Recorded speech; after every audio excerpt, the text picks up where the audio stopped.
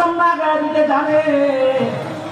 সাবধান সাবধান, এই দেশের ভূখণ্ডের দিকে যদি একবার চোখ তুলে তাকাও, ওই চোখ নিয়ে আর এই দেশে পালানোর সুযোগ পাইবা কিনা। কারণ এই দেশের মাটির উপরে যারাই জুলুম করেছে, নির্যাতন করেছে,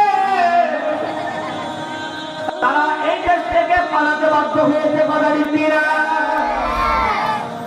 অতএব সামনে যারা আসবে তারা সতর্ক হওয়া দরকার। এই দেশে জুলুম নির্যাতন করে কেউ টিকতে কিনা। মুসলমান ভালো করে বুঝেন,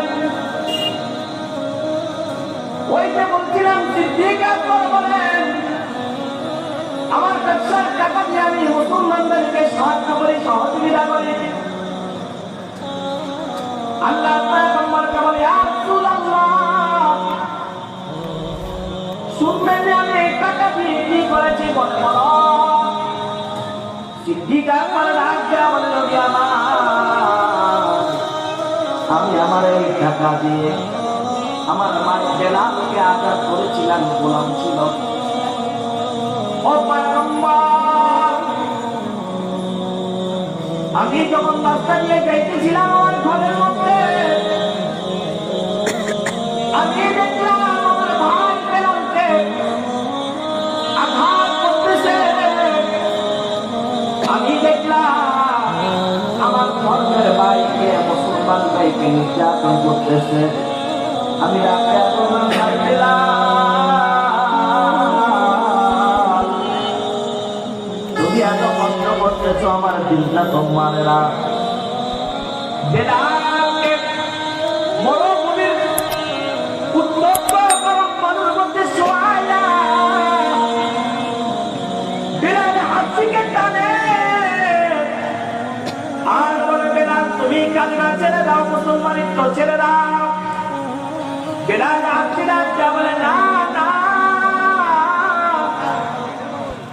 আমার জীবন চলে যাবে, আমার আল্লাহ জীবন দিবে, এভাবে হাজার জীবন দিবে, হাজার জীবন চলে যাবে, তারপর আমি কোনদিন এই কালিমা থেকে পিছপাও হব না।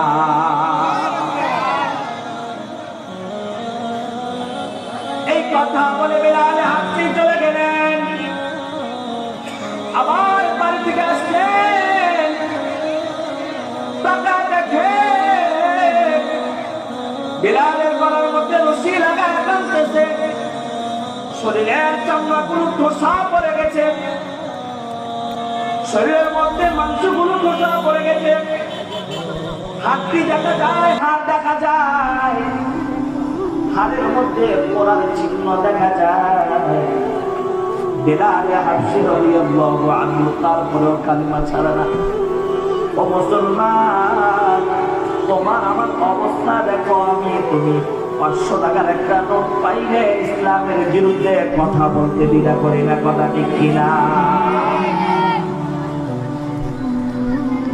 ও মুসলমান, আমাদেরকে শিখতে হবে, বুঝতে হবে ইসলাম কি জিনিস।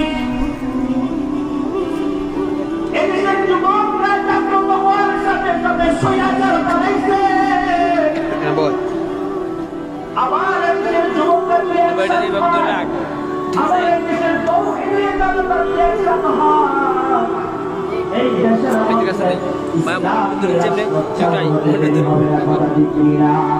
আগামী বাংলাদেশ, ইসলামের বাংলাদেশ, আগামীর বাংলাদেশ, কোরআনের বাংলাদেশ। এটার মধ্যে কেউ তিনি বানাতে চান, ইসলামী রাষ্ট্র নির্মাণে কেউ যদি বাধা দিতে চায়, প্রতিহত করতে চায়, এটার জবাব আমাদের মতো রূপীয়রা দেওয়ার দরকার হবে না। এটার জবাব, এটার প্রতিবাদ করার জন্য হাজার হাজার দাড়ি সারা যুবক, হাজার হাজার টুপি সারা যুবক, হাজার হাজার লক্ষ লক্ষ পাঞ্জাবি সারা যুবক তৈয়ার আছে, কথা ঠিক কিনা? আর যখন এই ময়দানের মধ্যে টুপিওয়ালা, পাঞ্জাবিওয়ালা, পাখিওয়ালা যদি নেমে যায়, এই দেশের পরিস্থিতি কেমন হয় সাইতে চর্বনায় দেখা দিচ্ছে, কথা ঠিক কিনা? এই জন্য মুসলমান সাবধান।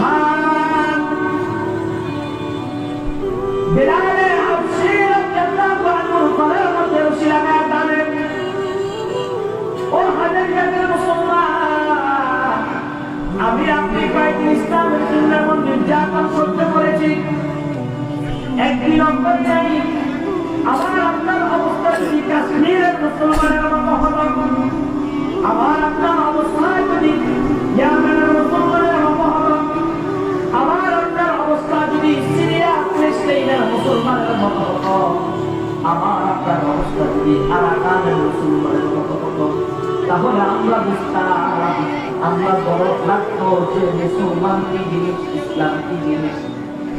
আমরা তো মায়ের গর্ভ থেকে আসার পরে মুসলমান, এই জন্য আমার আপনার বুকের ভিতর ইসলামের গর্ব নাই, মোহাম্মদ নাই, ভালোবাসা নাই। আমি আপনি যদি নির্যাতন হতাম, মসজিদে নামাজ পড়ার সুযোগ না পাইতাম, মাদ্রাসা মসজিদ যদি ভেঙে দিত, তাহলে বুঝে আসবে ইসলাম কি জিনিস, কালিমা কি জিনিস।